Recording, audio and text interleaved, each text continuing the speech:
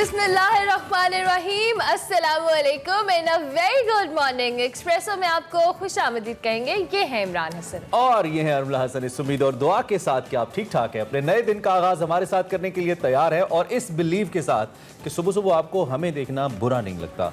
होता ना बाज़ औक़ात कोई शख्सियत ऐसी होती है, जैसे कि समटाइम्स आपका बॉस, आप जब ऑफिस में जाते हैं तो आपको लगता है कि नहीं, इनको नहीं होना चाहिए सुबह सुबह ऑफिस में, और कुछ लोग इसलिए ऑफ डेज पे ड्यूटी करना पसंद करते हैं कि उस दिन बॉसेस नहीं होते। इनका इरादा नहीं ठीक लग रहा, हमारे बॉस भी देख सकते हैं। वैसे नहीं, हमने आपको नहीं कहा। It's a fact. ये मेरे साथ तो रहा है भाई, इसलिए मैं तो सैटरडे संडेज को काम करना पसंद करता था। लेकिन डिपेंड करता है, कहने का मतलब ये है कि सुबह सुबह किसी एक शख्सियत की वजह से आपका दिन खराब नहीं होना चाहिए। इससे पहले कि हम आगे बढ़े, भारतीय जो लीडरशिप है वो अजीबोगरीब बातें करना शुरू हो गई है क्रिकेट को लेकर, और इस बार भी मुझे तो लगता है कि ये सियासत नहीं, ये डर है कि पाकिस्तान की टीम इंडिया से खेले ना, हारे ना और फिर बेइज्जती ना हो। जो इंडियन लीडरशिप है वो कह रही है कि इंडिया को पाकिस्तान से मैच नहीं खेलना चाहिए। और ये कितनी बेवकूफ़ी वाली बात है कि आप मैच ना खेले। आईसीसी के रूल्स के मुताबिक आपको मैच तो खेलना पड़ेगा। अगर आप ये कोशिश करेंगे कि आप खेलना पड़ेगा, खेलना तो पड़ेगा और फिर हारना भी पड़ेगा इंशाल्लाह। तो लेकिन क्रिकेट बोर्ड ने उनको बता दिया है, क्रिकेट बोर्ड ने कहा है जी कि ना ही हमारे बस में, ना हमें ये क्रिकेट के रूल्स इजाजत देते हैं कि हम क्रिकेट से बैक ऑफ करें, हमें ये मैच खेलना पड़ेगा। और जब हम खेलने के लिए तैयार हैं, हमारी टीम तो डर गए हैं ना, डर गए हैं। तो खैर, इस पे बहुत ही जबरदस्त डेवलपमेंट्स भी हो रही हैं और क्रिकेट पे हमने बात भी हम करते रहते हैं। बांग्लादेश फाइनली कल जीत गया, वैसे ट्रेंड कर रहा था, लोग डर गए थे कहीं बाहर ही ना हो जाए। इस पे बात करते रहेंगे। प्रोग्राम का बाकायदा आगाज करते हैं आज की हेडलाइंस।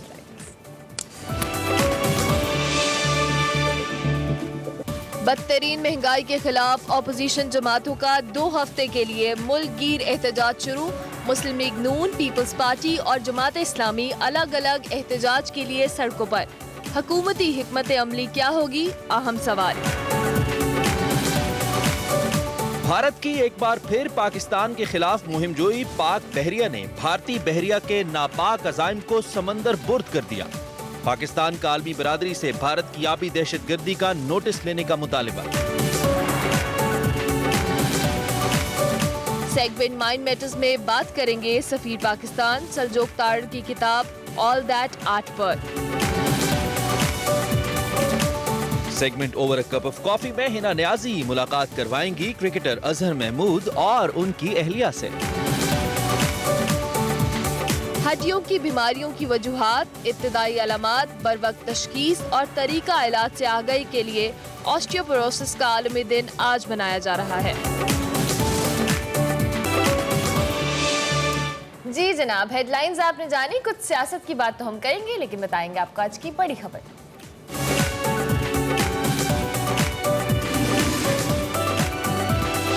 अपोजिशन की बात बड़ी खबर में एक बार फिर दमादम मस्त कलंदर ऐसा लगता है होने लगा है। आज से अपोजिशन जमातें महंगाई के खिलाफ सड़कों पर आने वाली हैं। इस वक्त हुकूमत शदीद मुआशी मुश्किलात का शिकार है। गवर्नेंस के हवाले से सवाल शुरू से उठे, अब तक उठ रहे हैं। महंगाई रिकॉर्ड सतह पर पहुंच चुकी है।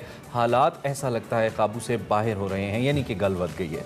मुश्किलात का शिकार हुकूमत की मुश्किलात मजीद बढ़ाने के लिए अपोजिशन एक बार फिर मुत्तहिद हुई है, सड़कों पर निकलने का इंदिया दिया है। गुज़िश्ता रोज़ मौलाना फजलुर रहमान ने एहतजाज का ऐलान करते हुए हुकूमत को खबरदार किया था कि फौरी तौर पर महंगाई खत्म की जाए। अगर हुकूमत ने 2 हफ्तों में महंगाई को कंट्रोल न किया तो ये एहतजाज लॉन्ग मार्च में तब्दील हो जाएगा। बिल्कुल, साथ साथ गुज़िश्ता रोज लीगी सदर शहबाज शरीफ की सदारत में इजलास हुआ, जिसमें रैलियों, जुलूस और मज़ाहरों के प्रोग्राम को हतमी शक्ल भी दी गई। इस सिलसिले में मुस्लिम लीग नून अपना पहला एहतजाजी मुजाहरा रावलपिंडी में कर रही है। पीपल्स पार्टी की जानिब से भी मुख्तलिफ शहरों में महंगाई के खिलाफ मुजाहरे किए जाएंगे, जबकि जमात इस्लामी महंगाई के खिलाफ सड़कों पर है। माजी में हमने देखा कि अपोजिशन जमातें मुत्तहिद होकर हुकूमत को टफ टाइम देने में काफ़ी हद तक नाकाम रही, लेकिन अब पीडीएम की 7 जमातें, पीपल्स पार्टी और जमात इस्लामी ने अलग अलग तहरीक चलाने का ऐलान कर दिया है। अब देखना ये कि इस बार अपोजिशन जमात किस हद तक हुकूमत को टफ टाइम दे सकती है, क्योंकि हुकूमती कैंपों से तो रद्द-ए-अमल आ रहा है, लेकिन हुकूमत बहुत पुरएतमाद और मुतमईन है। और वफाकी वज़रा का कहना है कि पिछले साल भी अपोजिशन हुकूमत को गिराने आई थी और खुद नाकाम घर गई थी। अब भी अपोजिशन को नाकामी का सामना ही करना पड़ेगा। इसी सूरत हाल पे अली मोहम्मद खान, पाकिस्तान इंसाफ के सीनियर रहनुमा और पार्लिमानी उमूर के वजीर, हमें ज्वाइन कर रहे हैं। उनसे हम बात करते हैं। अली भाई, सुबह खैर, बहुत शुक्रिया आपने हमें ज्वाइन किया। कैसे हैं आप? ठीक ठाक हैं? अस्सलाम वालेकुम। ठीक ठाक जी, बहुत शुक्रिया आपने ज्वाइन किया। एक तो आगाज कीजिए और उसके साथ साथ ये नया चैलेंज है आपके लिए या पुरानी बात है? बिस्मिल्लाहिर्रहमानिर्रहीम। अल्लाहुम्मा सल्लि व सल्लिम व बारिक अला सय्यिदिना मुहम्मदुर रसूलुल्लाह खातम नबी सल्लल्लाहु अलैहि व अस्हाबी वसल्लम। आप सबको जो गुज़िश्ता ईद मिलाद नबी वो बहुत बहुत मुबारक है मुबारक। आपको भी। और उम्मीद है कि जिस तरीके से इस बार हुकूमती सतह पे पहले भी मनाया जाता था, लेकिन इमरान खान साहब की डायरेक्शन पे जिस तरह रियासत ने इसको पहली बार 100% ओन किया है, और पूरे मुल्क में जिस तरह सरकारी सतह पे ईद मिलाद नबी जो माजी में ज़्यादातर मसाजिद में या आइमा हजरात करते थे और अवाम अपनी ज़ाती उस पर करते थे, लेकिन जिस तरह से इसको मैंने देखा है एज ए इंडिपेंडेंट ऑब्जर्वर कि जिस तरह से पूरे मुल्क में एक रियासती सतह पे इसकी एक बहुत बड़ी ओनरशिप आई है, मैं समझता हूँ अवाम के दिलों की आवाज़ है और इससे अल्लाह ताला बरकत के जो है वो बड़े रास्ते खोलेगा। अब जहाँ तक महंगाई का ताल्लुक है, उसमें 3 बड़ी बुनियादी नुकात हैं। पहला, क्या महंगाई है या नहीं। अगर हुकूमती ओहदे पे बैठ के मैं ये कहूँ कि महंगाई नहीं है या कोई मसला नहीं है, तो ये मुबालगा रही होगी, मसला है और अवाम को ठीक ठाक से एक इशू है। लेकिन अब इसमें 2 नुकते और हैं। क्या इसके लिए कोशिश की जा रही है और अवाम के मसाइल का वज़ीर-ए-आज़म साहब को और हुकूमत को पता है भी कि नहीं? बिल्कुल इसके लिए कोशिश भी की जा रही है, भरपूर कोशिश की जा रही है। वज़ीर-ए-आज़म साहब जो हैं जितनी इस पे वो तगोदो कर रहे हैं, बहुत कम चीज़ों पे शायद इतनी तगोदो कर रहे होंगे। और अभी हाल ही में आपने 2-3 दिन पहले प्लानिंग मिनिस्टर साहब की उनकी आपने एक स्पीच भी सुनी होगी जिसमें बाकायदा टारगेटेड सब्सिडीज की बात की। तीसरा नुकता इसमें यह है कि अब अपोजिशन इस पे अगर निकलना चाहती है, मोस्ट वेलकम निकले, लेकिन क्या अपोजिशन इस बात वजाहत करना चाहेगी ये जो इशू आया है अवाम को, क्या उसकी रीजन सिर्फ तहरीक इंसाफ के ये 2.5-3 साल हैं या ये पिछले 35-40 साल की मिस गवर्नेंस है? अगर इन 3 साल की है तो हम बिल्कुल जिम्मेदार हैं, लेकिन अगर इसमें बड़ा हिस्सा उन 30-35 साल की मिस गवर्नेंस का है तो फिर सबसे पहले एक एहतजाज मौलाना साहब अपने खिलाफ निकाले, एक एहतजाज मरियम बीबी अपने खिलाफ निकाले अपने वालिद साहब के, और एक एहतजाज तो मैं कहता हूँ धरना दे दें अली भाई एक बात तो बिलावल साहब कराची में जरदारी साहब वो अगर सादा सा पैमाना, मैं और आप शायद जब इकोनॉमिक इंडिकेटर्स पे बात करें, हम जीडीपी पे बात करें, इन्फ्लेशन रेशो पे बात करें, तो शायद आप मुझे कन्विंस कर लें या देखने वाले को कन्विंस कर लें अपने फिगर से। लेकिन एक आम आदमी की अगर पॉइंट ऑफ व्यू से मैं बात करूं तो आम आदमी तो ये कहता है कि उस वक्त आटा इतने का था, 3 साल में इतने का हुआ, उस वक्त चीनी इतनी की थी, 3 साल में इतनी की हुई, उस वक्त पेट्रोल इतने का था, 3 साल में इतना हुआ। आम आदमी के इंडिकेटर्स तो आपको मुर्दे इल्जाम ठहरा रहे हैं कि 3 साल में आपने ज्यादा महंगाई की, आपने खराब किया। ठीक है, इसमें कोई मैं आर्गुमेंट नहीं करता। आम आदमी जो है वो शायद अपने आज का ज्यादा सोचता है, क्योंकि ज्यादातर जो लोअर मिडिल क्लास के हमारे पाकिस्तानी हैं उनको तो मसाइल हैं ना जी, उसमें तो कोई शक नहीं है। जिसकी 15-18 हज़ार या 20,000-25,000 हजार महीने की कमाई है, उस पर अगर अचानक इतनी इंक्रीज आती जाए तो उसको तो मसला होगा।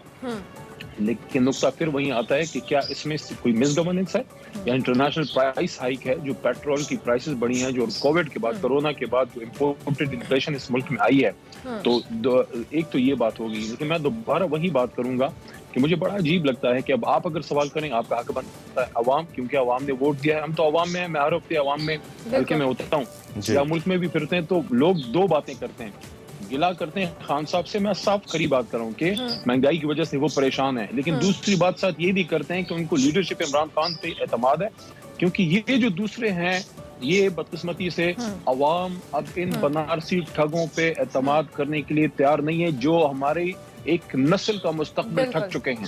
मैं नहीं समझता कि जो अब ये जनरेशन अपनी लीडरशिप के लिए तैयार कर रहे हैं, पहले अपने पुरखों के सवालों का जवाब दें। जो मियां साहब जरदारी साहब की मिस गवर्नेंस ने पाकिस्तान का कबाड़ा निकाला है, मरियम बीबी और बिलावल साहब पहले उसका तो जवाब दें।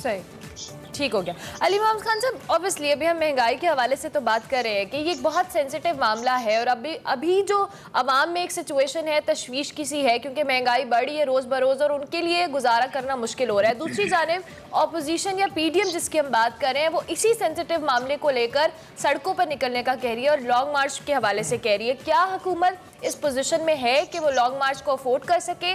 सेकेंडली, जब ये जो मामला जिस तरह से उन्होंने महंगाई के हवाले से अवाम को भी रोड पे आने को कहा है, आपको लगता है कि हुकूमत के लिए चैलेंज हो सकता है? अगर हो सकता है तो हुकूमत इसको किस तरह से टैकल करेगी?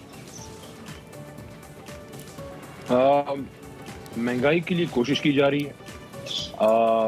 जो टारगेट सब्सिडीज हैं वो दी जाएंगी लोअर मिडिल क्लास को 3-4-5 मेन चीज़ों पे, और उसके साथ साथ जो इंटरनेशनल प्राइस हाइक है, जो पेट्रोल प्राइसेस का है, वो तो हुकूमत के कंट्रोल में नहीं है, लेकिन बहरहाल गवर्नेंस बेहतर करके उस पर बेहतरी कोशिश लाई जा सकती है। इमीडिएटली नहीं होगा, कुछ टाइम थोड़ा सा लगेगा। जहां तक अपोजिशन का ताल्लुक है, देखिए अगर कोई अपोजिशन ऐसे हालात में ना निकले तो फिर तो वो अपोजिशन ही नहीं है, लेकिन अगर निकलती है तो सवाल उन पे सबसे बड़ा ये होता है, बहुत बड़ा क्वेश्चन मार्क इन पे, कि ये जो बनारसी ठग हैं ये किस चक्कर में है, ये किसको ठगने के चक्कर में है। 1990 से लेके 2018 तक की एक नस्ल का मुस्तकबिल चुरा चुके हैं। यहाँ से पैसा निकालना, बाहर ले जाना, प्रॉपर्टीज, पाकिस्तान को तबाही के दाने पे, करप्शन, मेरिट की खिलाफ वर्जी, इदारों का कबाड़ा। आप कोई इदारा उठा के देख लें, PIA से, रेलवे से, PTCL से, पोस्ट ऑफिस, सारी चीजें उन्होंने बट्टे बिठा के रख दी है। इन पे अवाम एतमाद करने के लिए तैयार नहीं। देखें अवाम परेशान है। इमरान और खान अगर साहब अली भाई से अवाम निकल आती है, अगर इन पे कौन एतमाद करेगा? अगर अवाम को पुल करने में कामयाब हो जाती है PDM, तो क्या ये रेफरेंडम नहीं होगा? आपकी इस 3 साल की परफॉर्मेंस, 4 साल की कोई रेफरेंडम नहीं होगा। देखिए ये पहले अपने करतूतों का जवाब दें। ये हमारे जो मोहतरम नए नए लीडरान तैयार हो रहे हैं, पहले बिलावल साहब जरदारी साहब के कारनामों का जवाब दें, और मरियम बीबी मियां साहब के कारनामों का जवाब दें, और मौलाना साहब अपने कारनामों का जवाब दें कि क्यों हर जगह वो फिट होते हैं। एक ईमानदार आदमी के साथ फिट नहीं होते जिसका नाम इमरान खान है, वरना मुशर्रफ के साथ 17वीं तरमीम पे वो फिट, बेनजीर साहिबा के साथ जो है कश्मीर कमेटी पे वो फिट, मियां साहब के साथ कश्मीर कमेटी पे वो फिट, हर जगह फिट है। Thank you for joining us. एक आपकी अच्छी बात यह है कि आप हमारे सख्त सवाल को भी पॉलिटिकली उसका जवाब देते हैं। आपके कुछ वज़रा नहीं देते, वो सीरियस और पर्सनल हो जाते हैं। आपका बहुत शुक्रिया, आपने हमें ज्वाइन किया और इस अहम मौजू पे हमसे बात की। अभी हम ब्रेक लेंगे, ब्रेक के बाद हाजिर होंगे। आप देखते रहिए एक्सप्रेस। भारत को एक बार फिर पाकिस्तान के खिलाफ मुहिम जोई महंगी पड़ी है। आपको हमने कल भी, हम मुसलसल बुलेटिन में भी अपडेट कर रहे हैं। 16 अक्टूबर को भारतीय बहरिया की आबदोश ने पाकिस्तान की हदूद में दाखिल होने की कोशिश की, ताहम हरदम चौकन्नी पाक बहरिया ने पेशा वाराना महारत का मुजाहिरा किया, भारतीय सबमरीन की इस कोशिश को नाकाम बनाया और भारतीय बहरिया के अज़ाइम समंदर बुर्द कर दिए। और ऐसा ये पहला वाक़या नहीं है। ISPR के मुताबिक अपनी नौयत का तीसरा वाक़या है जिसमें पाकिस्तान नेवी के long range maritime petrol aircraft के जरिए भारतीय बहरी आबदोश का वक्त से पहले सुराग लगाया गया। इससे पहले भी 2019 में आपको याद होगा भारतीय आबदोश को डिटेक्ट किया गया था और लॉक किया गया था, ताहम पाकिस्तान ने इस मौके पर अमन की ख्वाहिश का इजहार किया। बिल्कुल, लेकिन भारत ने हमेशा मुंह की खाई है और इस बार भी मुंह की ही खानी पड़ी। पुलवामा में शिकस्त के बाद भारत को एक और शिकस्त का सामना करना पड़ा। इधर फेटफ की तलवार पाकिस्तान पर फिर लटकने लगी है। पाकिस्तानी स्टेटस में तब्दीली से मुतालिक FATF का 3 रोजा इजलास पेरिस में शुरू हो चुका है और आज इजलास का दूसरा रोज है। इजलास में पाकिस्तान की जानिब से टेरर फाइनेंसिंग समेत कारकर्दगी का जायजा लिया जाएगा और इस हवाले से ज़राए के हवाले से खबरें आ रही हैं कि पाकिस्तान को ग्रे लिस्ट से निकालने का फैसला अप्रैल 2022 तक किए जाने का इम्कान है, लेकिन इससे पहले फेटफ पाकिस्तान के ज़मीनी हकायक और कानून साजी पर अमल दरामद का जायजा लेगा और इसके बाद फैसला किया जाएगा। बिल्कुल, और फैसला यही किया जाएगा कि क्या पाकिस्तान को ग्रे लिस्ट से निकालना है या नहीं। हुकूमत का दावा है कि फेटफ के 27 नुकात में से 26 पर अमल दरामद किया जा चुका है, जबकि APG की हम कहें तो इस पर भी सिफारिशात पर अमल हो चुका है। और दूसरी जानिब वज़ीर खारजा शाह महमूद कुरैशी साहब ये कहते हैं कि पाकिस्तान ने अपना काम मुकम्मल कर दिया है। अब फेटफ का इम्तहान है कि वो आलमी सियासत से बालातर होकर इस मामले पर फैसला करे। इस सारी सूरत हाल पे lieutenant general retired Naeem Khalid Lodhi साहब हम कर रहे हैं, उनसे ज़रा बात करते हैं। जनरल साहब, थैंक यू वेरी मच। सबसे पहले तो ये जो पाक बहरिया ने एक दफ़ा फिर प्रूफ किया है कि वो चौकन्ना है, वो मुस्तैद है और वो जाग रही है और वो देख रही है और उसकी हर आंख दुश्मन को भांप रही है उसके इरादे। आप इस पे मैं चाहता हूँ इज़हार ख्याल करें और अगर हम ये आपसे जानने की कोशिश करें कि दुश्मन की इस आबदोश का मिशन क्या हो सकता है, इरादा क्या हो सकता है, महज हमें चेक करना कि क्या हम तैयार हैं या नहीं, या मिशन कुछ और था। आप कैसे देख रहे हैं इसको? बहुत शुक्रिया। देखिए, ये तो आप जानते हैं कि सर्जिकल स्ट्राइक की ज़मीनी कोशिश, जो कि असल में स्ट्राइक की भी नहीं थी, अपने इलाके में ही रहकर कोई फायरिंग वगैरह करके इन्होंने कह दिया कि हमने सर्जिकल स्ट्राइक की है। वो तो मैं ऐसे पता चला कि एक इनका जवान भूल कर जब क्रॉस कर आया, उसने कहा जी कि मैं तो रास्ता भूल कर आ गया हूँ, तो बाकी लोग तो पीछे से ही वापस चले गए। इस पर भी इनको शर्मिंदगी हुई पूरी दुनिया में। फिर आपको पता है कि जो इनके जहाज है उनके साथ क्या हुआ, और पहले भी आपने जैसे बताया कि सबमरीन ने कोशिश की थी उसी जमाने में, लेकिन वो नाकाम होगी। बात यह है कि जो 12 नॉटिकल माइल्स का इलाका होता है पानी में, वो हिस्सा समझा जाता है मुल्क का। यानी कि ऐसे ही है कि जैसे कोई वाघा बॉर्डर क्रॉस करे, तो इसी तरीके से अगर कोई 12 नॉटिकल माइल जो है उसके अंदर आने की कोशिश करे हमारे पानियों में, तो हमारे मुल्क में घुसने की कोशिश होती है। बिल्कुल। इसका जो आप ये पूछ रहे हैं कि ये क्यों करते हैं, ये क्योंकि काफी बड़ा बॉर्डर होता है पानी का, ये कोशिश करते हैं ये पता लगाने की कि कौन सा ऐसा इलाका है जहाँ से अगर अंदर घुसा जाए तो वो वहाँ पर कोई देखभाल नहीं हो रही या वहाँ पर कम सर्वेलेंस है। तो वो साफ ज़ाहिर है कि हर दफा ये नाकाम होते रहे इस दफा, और ये नाकामी ऐसी नहीं होती, इसमें बहुत ज्यादा तुर्की होती है। बिल्कुल। क्योंकि सबमरीन जो है उसका डिटेक्ट हो जाना, सबमरीन का जो मेन फायदा यही है कि वो डिटेक्ट नहीं होती है, पता नहीं चलता कि किस डायरेक्शन से आ रही है, किधर जा रही है। तो अगर कोई मुल्क उसका पता लगा लेता है दुश्मन, तो बहुत उसमें शर्मिंदगी की बात होती है, क्योंकि ये यूँ समझे कि प्रोफेशनल दाग लग जाता है, आप यूँ समझे। तो मैं समझता हूँ कि भारत के अज़ाइम कोई अच्छे नजर नहीं आते। अब तो जन साहब सब कुछ ही दागदार हो चुका है, चाहे हम एयर डिफेंस की इंडिया की बात करें, हम ग्राउंड डिफेंस की बात करें, या फिर अब ये मैरीटाइम की बात करें, सब कुछ ही दागदार है। तो अब दाग तो मैटर नहीं करते, मुझे लगता है उनके लिए दाग अच्छे होते हैं। ये वो असल में आपको खैर नाज़रीन को भी अंदाजा है कि अमेरिका का इस इलाके में सबसे बड़ा हलीफ, मेन हलीफ हिंदुस्तान है, और अमेरिका ने तो इनको बहुत बड़ा काम दिया था कि इस पूरे इलाके के आप पुलिसमैन बने। लेकिन अब अमेरिका भी पछता रहा होगा कि ये किसको मैंने अपना साथी बनाया। सही बात है, सुक्की का सामना तो हमेशा ही करना पड़ा है जनरल साहब। से मार खाता है, अफगानिस्तान से भाग गया है, कोई जो जितने भी काम अमेरिका ने इनको दिए थे एक नहीं उनसे हो पाया। ठीक हो गया। जनरल साहब, अब ये जो आलमी सतह पर इसके हवाले से पाकिस्तान को क्या इकदाम उठाने पड़ेंगे, क्योंकि जिस तरह से भारत ऑन एंड ऑफ इस तरह की भौंडी हरकतें करता है और जिस तरह से नजर आता है कि हमेशा शर्मिंदगी का सामना करना पड़ता है, तो किस तरह से इसको मैनेज किया जाएगा, इसका नोटिस किस तरह से लेना चाहिए आलमी बरादरी को? जी, मेरा ख्याल है कि दो बातें हमें बिल्कुल क्लियर कर देनी चाहिए। एक तो ये कि इसकी चूंकि फुटेज भी है हमारे पास, और इसमें ये लॉन्गिट्यूड और लैटिट्यूड भी आ जाते हैं, यानी कि आप एग्जैक्टली बता सकते हैं दुनिया को कि ये कहाँ पर मौजूद थे जब हमने ये फुटेज ली है।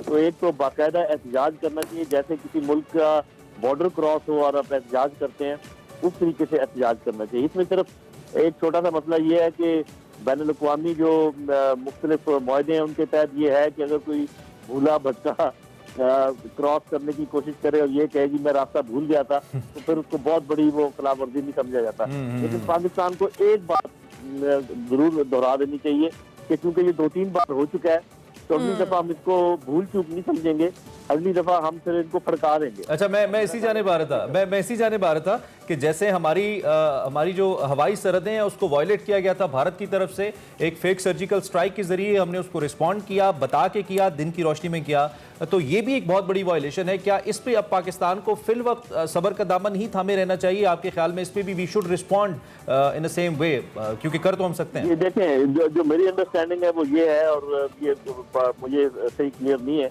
ये ऐसा नहीं है कि वो हमारे जो टेरिटोरियल वाटर्स हैं, यानी कि 12 नॉटिकल माइल्स जिस पर मैं जिक्र कर रहा हूँ, उसके अंदर आ गई थी। ठीक है, वो उसके करीब थी, उसकी डायरेक्शन ऐसी थी कि वो अगर चलती रहती और हम उसको वॉर ना करते तो वो फिर अंदर आ सकती थी। तो ये पाकिस्तान को अपनी पॉलिसी के तहत देखना पड़ेगा कि क्या आइंदा जब वो ऐसी की बात हो अंदर आने दिया जाए, और जब वो 1-2 नॉटिकल माइल अंदर आ जाए तो उसके बाद जल साहब, ये जो भारत इतना इतराता है अपने मुख्तलिफ टेक्निकल वेपन्स के ऊपर, चाहे वो उसके मिग्स हों, अभी राफेल के ऊपर बड़ा इतरा रहा है, फिर अभी ये इसकी सबमरीन्स हों, ये इस पे इतराता बहुत है, पैसे भी बहुत लगाता है, दुनिया का सबसे बड़ा मुल्क है तकरीबन असला खरीदने वाला, तो उसके बावजूद ये तो वो जैसे कहते हैं ना हमारी आम मिसाल में कि 2 रकत नहीं पढ़ सकता, तो ये तो बहुत बड़ा सीरियस क्वेश्चन नहीं है भारत जैसे मुल्क के ऊपर जिसके पास एटमी हथियार हैं, वो तो फिर इनको भी संभालने के लायक नहीं है, तो इसके ऊपर दुनिया को तो नोटिस देना चाहिए इसका। ये बात आपकी बिल्कुल दुरुस्त है, लेकिन एक और 3 फैक्टर रहते हैं जो मैं समझता हूँ जिसमें हमें एज है। एक तो ये कि जब भी हम कोई चीज लेते हैं, आपने देखा होगा कि हम इंडिजिनाइजेशन फौरन करते हैं, हम उसकी जो टेक्नोलॉजी है उसको समझने की कोशिश करते हैं, खुद उसकी मरम्मत करते हैं और टॉप ऑफ द लाइन चीजें लेते भी हैं, मेंटेन भी करते हैं। दूसरी बात ये कि हमारा जो जज्बा शहादत है, जो हमारा जज्बा ईमानी है, उसका कोई मुकाबला नहीं है अल्लाह ताला के फज़ल करम से। और तीसरा सबसे बड़ी बात कि अल्लाह की ताईद और नुसरत हमेशा हमारे साथ होती है। तो बावजूद इसके कि वो बहुत बड़ा मुल्क है, बहुत खर्चे करता है, उनकी ट्रेनिंग भी हमारे मुकाबले की नहीं है, अल्लाह के फजल से इक्विपमेंट का जो मेंटेनेंस सही। है वो भी हमारे मुकाबले की सही। नहीं है। True. और फिर जो जज्बा है वो भी हमारे मुकाबले ठीक का हो नहीं। गया। तो वो तो जी भूल जाए इंशाल्लाह, जब भी उन्होंने कोई ऐसा काम करने की कोशिश की तो जो जवाब मिलेगा जवाब वो बहुत दुनिया भरपूर देखेगी। मिलेगा। जनरल साहब, साथ साथ एक आखिरी सवाल हम FATF के हवाले से भी कर ले, ग्रे लिस्ट के कितने इम्कान है पाकिस्तान के निकलने के, क्योंकि अभी हमने देखा कि पाक अमेरिका ताल्लुकात जो हैं कुछ तनाव का शिकार हैं, तो इसका असर FATF पे पड़ सकता है? जी देखिए, एक छोटी सी बात मैं पहले इससे कर दूं, वो ये है कि अमेरिका पाकिस्तान के मुतालिक अपनी पॉलिसी रिव्यू करने ही वाला है। अभी उसने मुकम्मल तौर पे की नहीं है। आपने देखा होगा कि फिलहाल हॉट एंड कोल्ड ब्लो कर रहे हैं, कभी आपको शाबाश भी देते हैं कि जी आपने हमें निकलने में मदद की, ये किया वो किया, और कभी ये भी कहते हैं कि सब कुछ आपकी वजह से हुआ है। तो इट ऑल डिपेंड कि वो क्या समझते हैं। वो FATF और ये जो IMF है इसको बतौर स्टिक इस्तेमाल करते रहे हैं पहले भी, लेकिन इसको गाजर के तौर पे भी इस्तेमाल कर सकते हैं, ये बात याद रखें। वो ये भी कह सकते हैं कि जी आपको हम ग्रे लिस्ट से भी निकालते हैं, IMF भी जरा आपकी तरफ नरम रवैया रखेगा, आप मेहरबानी करके हमें ये काम करने दें। अब वो पता नहीं क्या डिमांड करते हैं, वो हम कर तो पाएंगे। जल साहब, अगर भारत ऐसे ही मायूस करता रहा तो जल्द उनको ये करना पड़ेगा कि हम गलत एलाई बना रहे हैं इस खित्ते के अंदर। बिल्कुल वो रिव्यू कर रहे होंगे। जी। और आने वाले दिन जो है ना, 1-2 हफ्ते में मेरा ख्याल ये या फैसला होगा। ठीक है जनरल साहब, थैंक यू, फैसला होगा। बहुत शुक्रिया आपने हमें ज्वाइन और इस अहम मौजू पे अपना तजिया हमारे सामने रखा। ब्रेक लेते हैं जी, ब्रेक के बाद वापस आते हैं।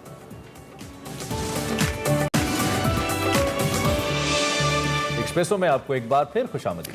अब वक्त हुआ जाता है हमारे सेगमेंट माइंड मैटर्स का, जिसमें वकार अहमद मलिक बात कर रहे हैं सलजोग तारड़ की किताब ऑल द आर्ट के ऊपर। तो देखते हैं आज का माइंड मैटर्स।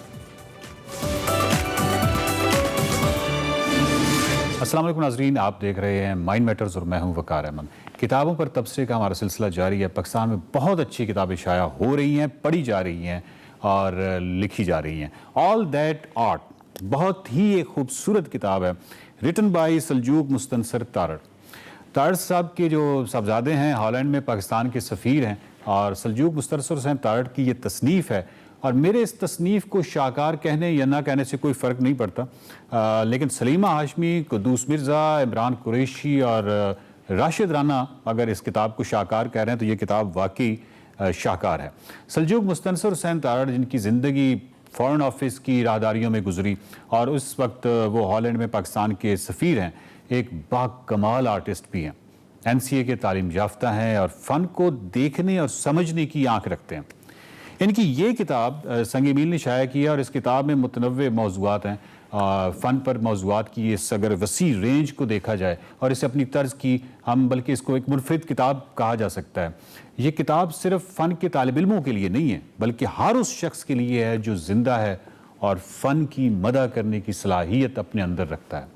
इस किताब में आर्किटेक्चर है, इसमें मॉडर्निज़म है, पाकिस्तानी फ़न है, इसमें मिनिएचर, न्यू मिनिएचर और जदीद आर्ट पर ज़बरदस्त किस्म के तबसरे शामिल हैं, तस्वीरें शामिल हैं। इस किताब के अंदर ज़रा झांकने की कोशिश करते हैं। जो पहला बाब है उसका नाम है लोकल गोज़ ग्लोबल, और इसमें आप जानते हैं कि आप बहुत से पाकिस्तानी मुसन्निफ़ीन जो हैं जिन्होंने अंग्रेज़ी में लिखा, इनका लिखा जो है वो मगरब में मकबूल आम भी हुआ। इसी तरह पाकिस्तान के बहुत सारे पेंटर्स हैं, मुसव्विर हैं जिन्होंने दूसरे मुल्कों में अपने काम को मनवाया है। उनका जिक्र और काम जो है वो इस बाब में शामिल है। इन फनकारों में राशिद अराई, इकबाल जाफरी हैं, अनवर जमाल हैं, तसद्दुक सुहेल हैं, शाजिया सिकंदर, अमरीन भट्ट, तला राठौर समेत बहुत सारे नाम हैं। इस मुख्तार वक्त में ये तमाम नाम लेना जो है ये ज़रा मुश्किल काम है। इसी तरह उससे अगला एक हिस्सा है enriching two lands at once, और इस दिलचस्प बाब है। इसमें फ़नकार जो हैं जो अपनी आबाई सरजमीन से गए और फिर हिजरत की गई सरजमीन में गए और हिजरत की गई सरजमीन और अपने आबाई सरजमीन को अपने फ़न में उन्होंने समोया। तला राठौर, रूबी चिश्ती, फ़ायज़ा भट्ट हैं और खलील चिश्ती के काम पर इसमें बहस की गई है। उनकी तस्वीरें शामिल हैं, वो जो जितनी भी पेंटिंग्स की हैं।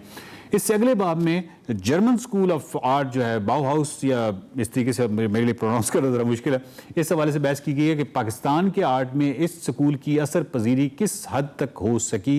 मतलब बहुत ही खूबसूरत चैप्टर है। इससे भी जो अगला चैप्टर है उसमें बयानाले लाहौर का जो 2020 उस उन्वान से जिक्र है कि गेम चेंजिंग बयानाले 2020। सो बयानाले जैसे कि आप जानते हैं कि बड़ी आर्ट एग्जीबिशन को कहते हैं, और इस हवाले से इसमें बहुत ही खूबसूरत डिस्कशन है। फिर एक बहुत ही खूबसूरत बाब इस उन्वान से है कि Pakistani art in international market. इसी तरह एक बाब न्यूयॉर्क इन पाकिस्तानी कलर्स के नाम से है, और खालिद इकबाल पर एक पूरा बाब है जिसका नाम है painters of the entire movements. Khalid Iqbal आप जानते हैं, खालिद इकबाल जो कि पाकिस्तान के मास्टर लैंडस्केप पेंटर्स थे।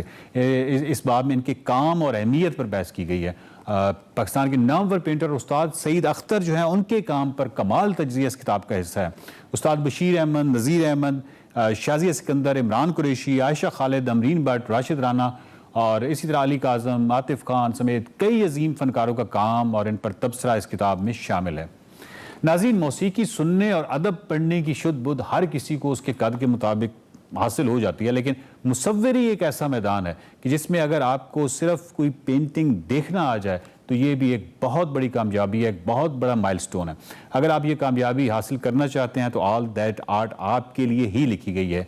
लेकिन अगर आप क्यास को जिसको कहते हैं कि आप क्यास को आर्डर की शक्ल में कोई ज़्यादा देखना या उसको अप्रिशिएट करना पसंद नहीं करते और आप में जज्बाती ज़हानत की कोई थोड़ा सा मफकूद है तो यकीन जानिए कि ये किताब फिर आपके लिए नहीं लिखी गई और आप इसको बिल्कुल भी ना ख़रीदिएगा।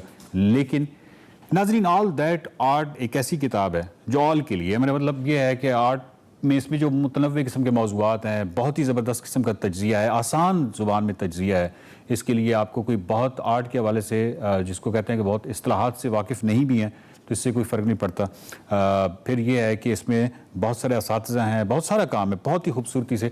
ये सिर्फ आर्ट के तालिब इल्मों के लिए नहीं है, वैसे तो बेसिकली आर्ट का तालिब इल्म हम सबको होना चाहिए और हर इंसान को होना चाहिए। तो इस हवाले से ये किताब जो है वो हर किसी के लिए है और मैं समझता हूँ कि आर्ट फ़न के हवाले से, पेंटिंग के हवाले से ये किताब एक आम आदमी के लिए स्पेशली और जो आर्ट के तालिब इल्म हैं उनके लिए ख़ुसूसी तौर पर एक बहुत ही ज़बरदस्त किस्म का एक चीज़ साबित होगी, एक तोहफ़ा साबित होगा और एक ज़बरदस्त आर्ट के हवाले से जो हमारी हिस्ट्री है उसमें ये किताब जो है एक ज़बरदस्त किस्म का संग मील साबित होगी। बहुत शुक्रिया। अगली किसी किताब तक के तबसरे तक के लिए इजाज़त दीजिए। देखते रहिए माइंड मैटर्स।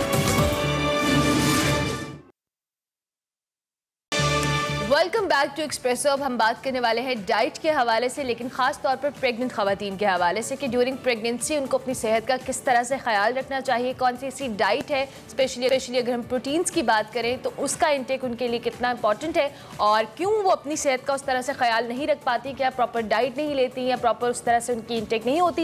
इसी पर हम आज बात करेंगे। हमारे साथ न्यूट्रिशनिस्ट मौजूद हैं आयशा नासिर। खुशामदीद कहेंगे आयशा, वेलकम टू एक्सप्रेसो। कैसी हैं आप? ठीक, आप बताएं। बिल्कुल ठीक ठाक। आयशा, बड़ा इंपॉर्टेंट ये एक फ़ेज़ होता है प्रेगनेंसी के हवाले से। जब हम बात करते हैं तो प्रेग्नेंट ख़वातीन के बहुत सारे इश्यूज आते हैं जस्ट बिकॉज ऑफ डाइट।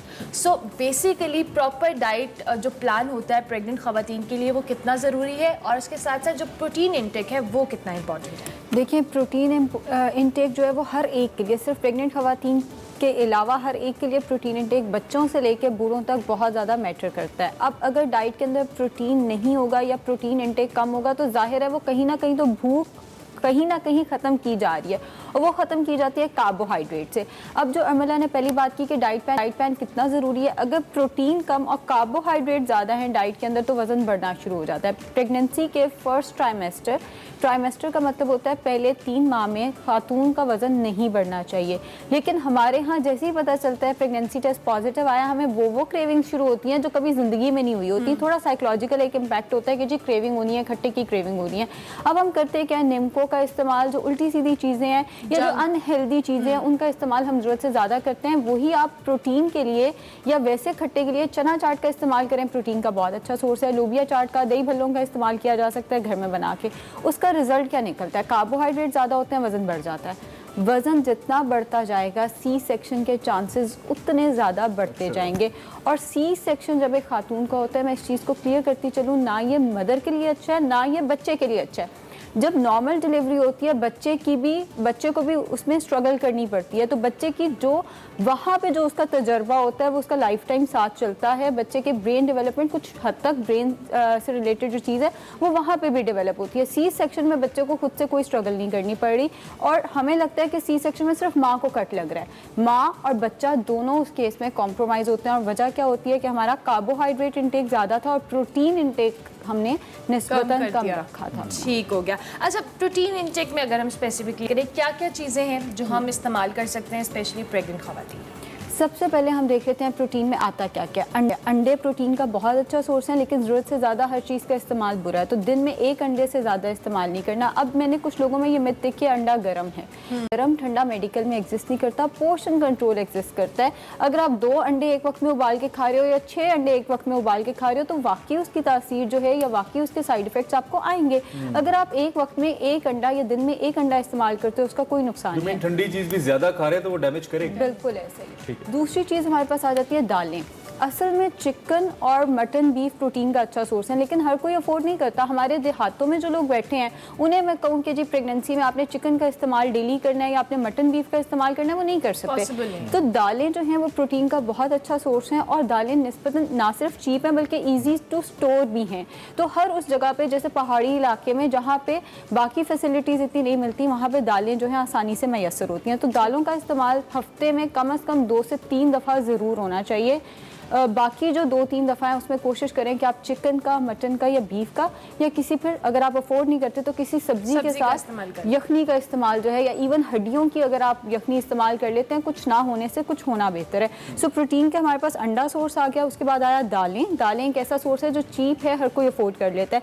तीसरा हमारे पास आ गया चिकन, मटन, बीफ। मटन और बीफ का इस्तेमाल हफ्ते में 1 दफ़ा हो जाए तो बहुत अच्छा है, और चिकन या फिश वो बहुत अच्छा है प्रोटीन का सोर्स। अच्छा, आपने चूंकि एग्स की बात की तो इसमें सफेदी और जर्दी को भी लोग वो करते हैं, तो इसका भी जरा डिफरेंस हमें बता दें। एक और चीज़, जब खवातीन को उनकी गायनेकोलॉजिस्ट कहती हैं कि आपने वज़न जो है अपना कम करना है, तो हम जर्दी निकाल देते हैं, क्योंकि जर्दी बेसिकली फ़ैट है, गुड फैट है। हम लोग जर्दी ये सोच के निकाल देते हैं कि हम लोग ये तो फ़ैट है सारा का सारा, सारी गज़ाइयत उसके अंदर है। मतलब जो एक वाइट है वो सारा एल्ब्यूमिन है, सारी गज़ाइयत जो है उसकी योग के अंदर है। आप योग ना निकालें प्लीज़। आप वैसे अपनी डाइट को बहुत सारी और चीज़ों पर आप कॉम्प्रोमाइज़ कर सकते हैं। वो जो हमें आदत होती है सालन के ऊपर नहर बह रही होगी ऑयल की, तो हमने वो जो तरी वाला कंसेप्ट है वो निकाल तो स्पेशली डाल के देते हैं। बिल्कुल एग्जैक्टली, आप वो निकालें रादर देन कि आपने जो एक गुड फैट है आपने अपनी डाइट के अंदर से वो निकालना है। तो एग के साथ मैं ये ज़रूर कहूँगी कि आप एग की योग का इस्तेमाल ज़रूर करें। हाँ, अगर किसी खातून का ब्लड प्रेशर हाई हो रहा है और उसका एग योग से ब्लड प्रेशर हाई होता है, तो फिर उस केस में एग योग का इस्तेमाल जो है वो छोड़ देना चाहिए। एग वाइट का इस्तेमाल जो है वो ज़रूर कर देना चाहिए। अच्छा, कुछ खवातीन, प्रेग्नेंट खवातीन में ब्लड डिफिशिएंसी भी होती है, फिर या तो अगर खुदा न खास्ता कोई कॉम्प्लिकेशन आ जाए तो दीगर मसाइल भी शुरू हो जाते हैं, फिर बच्चे पे भी इम्पैक्ट आता है। सो इसके लिए क्या करना चाहिए? इसमें हमारी सबसे बड़ी गलती आती है ये जो कप हमारे सामने पड़ा है, हम चाय का इस्तेमाल खाने के फौरन बात करते हैं, जो न्यूट्रिएंट्स की एब्जॉर्प्शन रोक देती है। प्रोटीन की बात हो रही है, चाय के खाने के बाद चाय आपका खाना डाइजेस्ट के अलावा नींद आना शुरू हो जाती है। हमें लगता है अगर नाश्ते में चाय ना पी तो नींद आ जाएगी। दोपहर के खाने के बाद उससे होगा क्या कि जो प्रोटीन आपने लिया है उसमें से जो आयरन मिलना था वो नहीं मिलेगा। वो सारा आयरन चाय के साथ या ग्रीन टी या जो भी कहवा आप इस्तेमाल करें, इसमें सिर्फ चाय, दूध वाली चाय की बात नहीं हो रही, इसमें बात हो रही है कहवे, हर तरह के ग्रीन टी वगैरह। अंडे खाए मुझे मिला ही नहीं उसमें से आयरन, तो चाय पी लेता हूं मैं ऊपर से, तो वो होगा क्या, लॉस हो गया मेरा। आयरन सारा इसके एंटीऑक्सीडेंट्स के साथ बाइंड कर जाएगा और सारा जाया हो जाएगा। अब प्रेग्नेंट खवातीन का आयरन इंटेक वैसे भी ज्यादा होना चाहिए, तो एटलीस्ट जो आप खा रहे हो उसका प्रोटीन मिल जाएगा उस केस में, मगर आयरन और जो उसके अंदर न्यूट्रिएंट्स थे वो सारे के सारे जाया हो जाएंगे और खून की कमी शुरू हो जाएगी। और अगर जेनेरिक कोई जो लोग आपको देख रहे हैं, खवातीन खास तौर पे और यंग मदर्स खास तौर पे, आप कुछ भी उनको सजेस्ट करना चाहें ना? मैंने हर क्रेविंग का कोई हेल्दी ऑल्टरनेटिव होता है, हमारे इर्द गिर्द ही होता है। हमने उसके इर्द गिर्द जैसे अगर आपको खट्टे की क्रेविंग है तो आप घर में पानी पूरी बना के घर में उसका इस्तेमाल कर सकते हैं, बजाय इसके कि आपने बाहर से लेकर आना है जिसमें बहुत ज़्यादा कार्बोहाइड्रेट्स या किसी तरह की चीज़ है। हर क्रेविंग का ऑल्टरनेटिव आपके घर के अंदर मौजूद है, बस थोड़ी सी मेहनत दरकार है। ठीक है, thank you very much Aisha Nasir, बड़ा इन्फॉर्मेटिव रहा आपके साथ। और आयशा नासिर हमारे साथ मौजूद थी। प्रेग्नेंट खवातीन की डाइट के हवाले से, प्रोटीन इनटेक के हवाले से बड़ी यूजफुल टिप्स हैं, और जो खवातीन हमें देख रही थी डेफिनेटली उनको हेल्प मिलेगी। और आप अपनी डाइट का ख्याल रखें, क्योंकि आपके आने वाले जो बच्चा होता है उसके लिए भी बड़ा अच्छा एक हेल्पफुल चीज़ होती है, और ख़ुद भी आप हेल्दी रहती हैं। अभी हम एक ब्रेक लेंगे, ब्रेक के बाद हाजिर होंगे। आप देखते रहिए एक्सप्रेसो।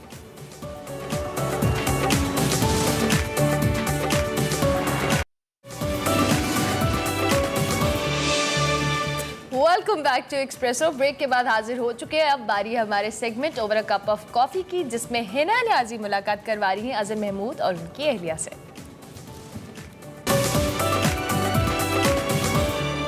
अस्सलाम वालेकुम नाजरीन, मैं हूँ हिना न्याजी और आज segment over a cup of coffee में हमारे साथ बहुत स्पेशल गेस्ट मौजूद हैं, अजहर महमूद और उनकी अहलिया।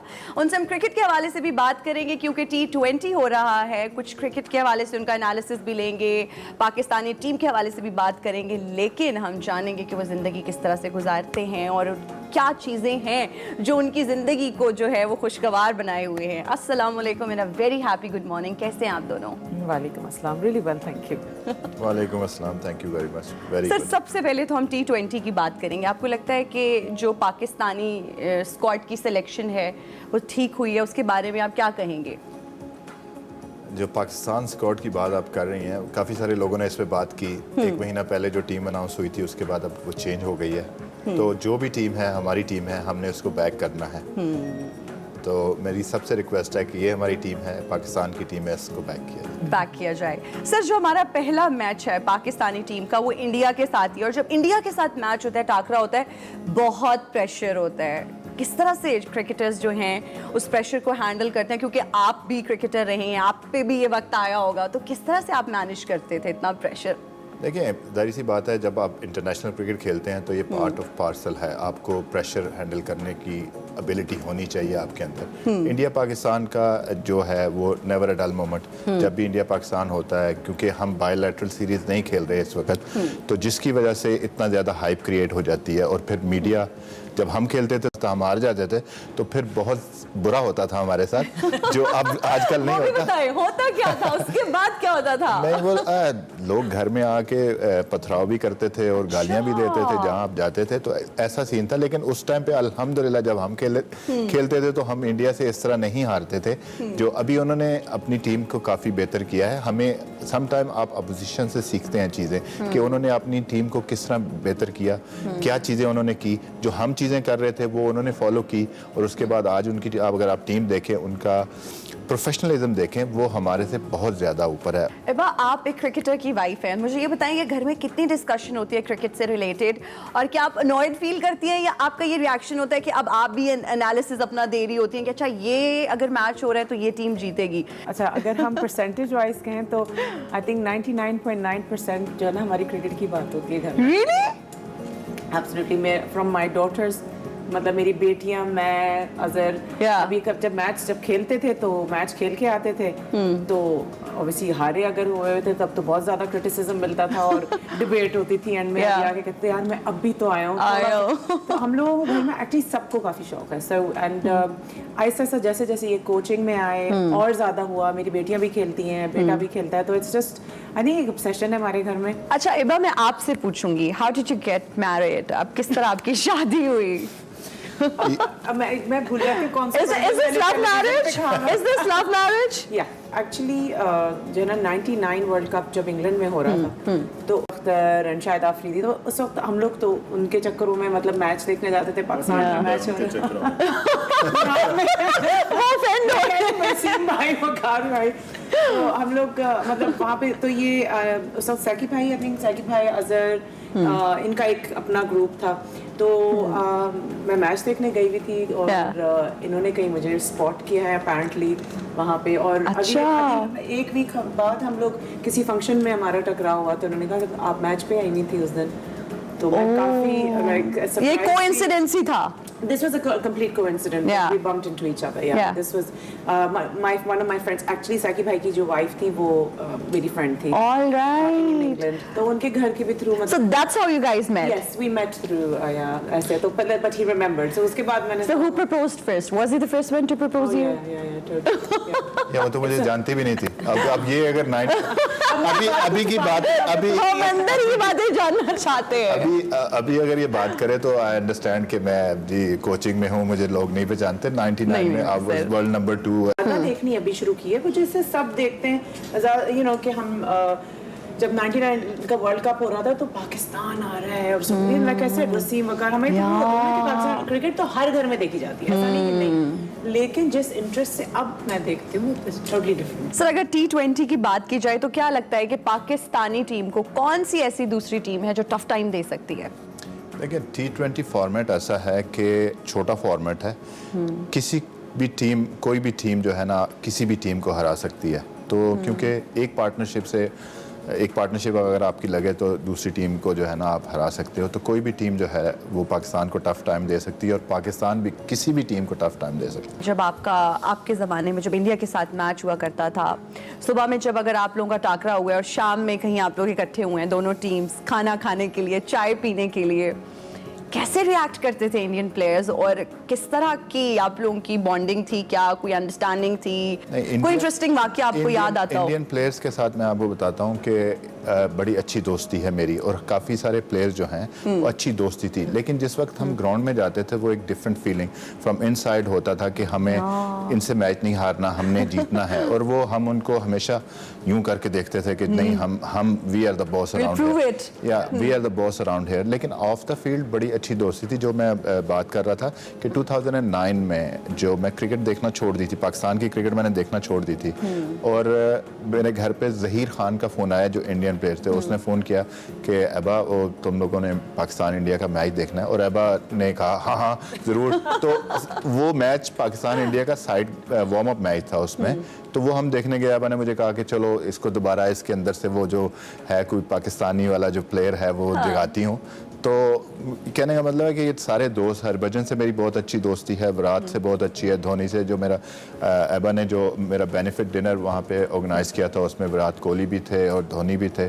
तो ऑफ द फील्ड जो है वो काफ़ी अच्छे रिलेशनशिप में प्लेयरों के साथ। कुछ ऐसी कोई किसी से अनबन हुई हो किसी बात पे कोई?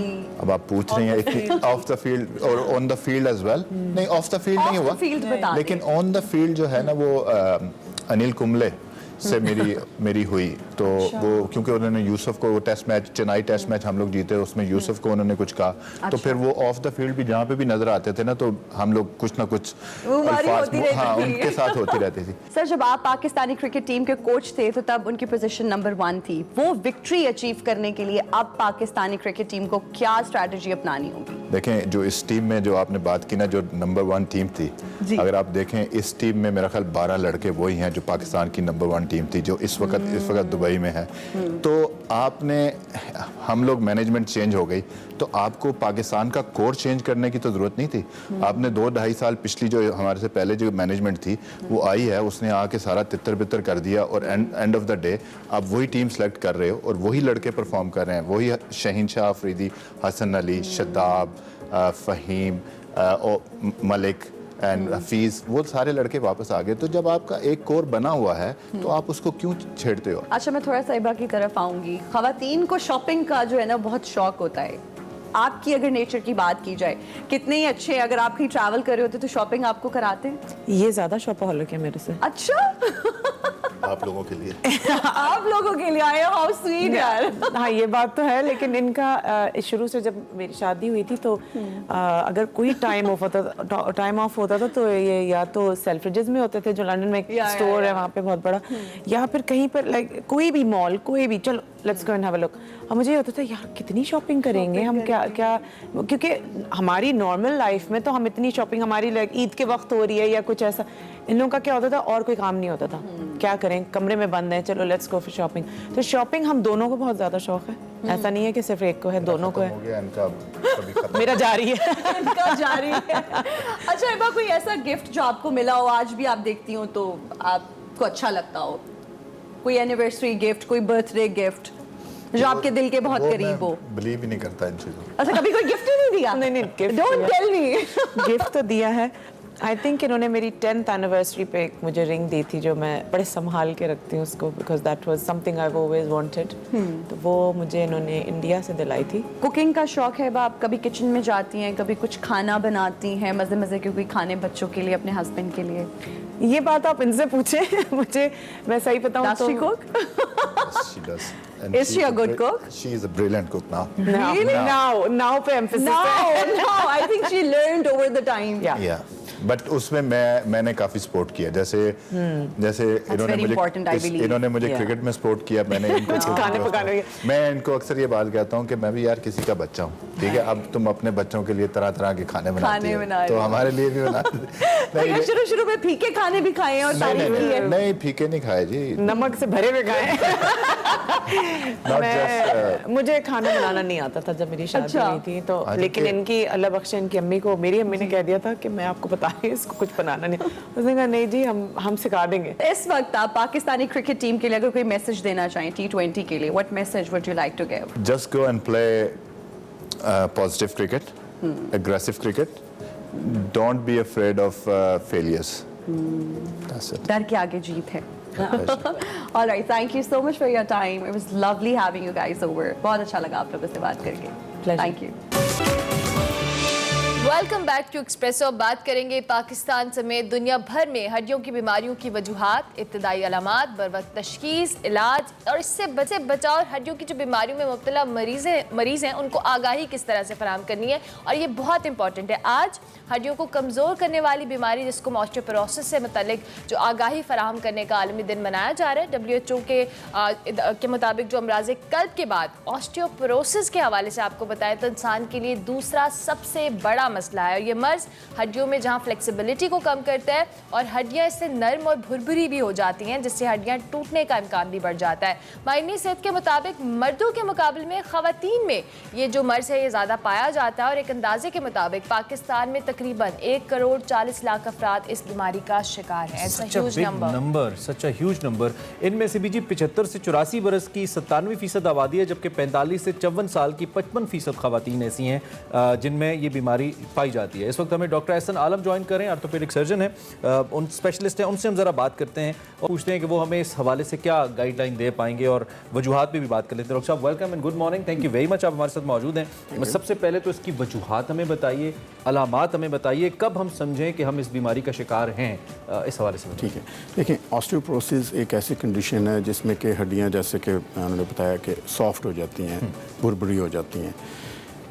बोन जो है एक लिविंग स्ट्रक्चर है, इसमें throughout the life buildup और ब्रेक डाउन का प्रोसेस चलता रहता है depending upon the person circumstances. For example अगर एक बंदा स्पोर्ट्स करता है तो उसकी बोन की क्वालिटी बढ़ जाएगी, whereas on the other side जो पेशेंट बेड रिडन है या व्हीलचेयर बाउंड है उनकी बोन बहुत ज़्यादा सॉफ्ट हो जाती है।